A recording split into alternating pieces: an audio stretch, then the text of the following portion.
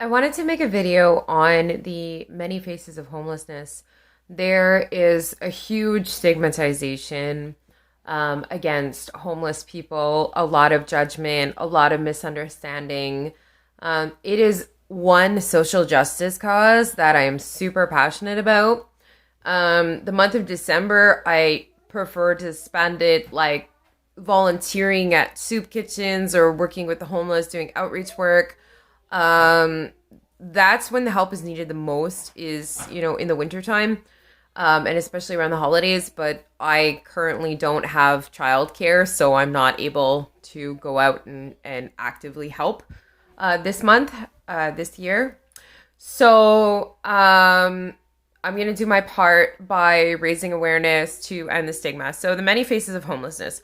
People can be homeless for many different reasons. It could be domestic violence. It could be job loss.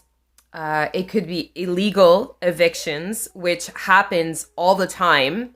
And very little is done about it ever.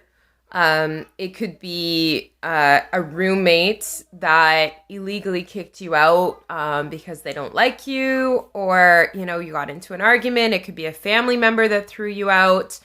Um, you know, People judge the homeless people. Oh, just get a job, this and that. You know what? I actually know homeless people, and myself included, that have had jobs and still been homeless because the housing market, it's so difficult to find a place, especially if you have poor credit, or zero to little references in terms of landlords or anything.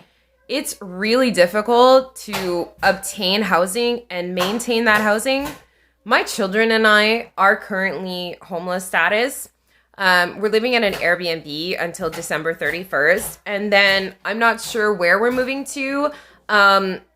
Most likely another Airbnb. I do not want to go back into the shelter system. The shelter system, it's an awful place, like especially during COVID.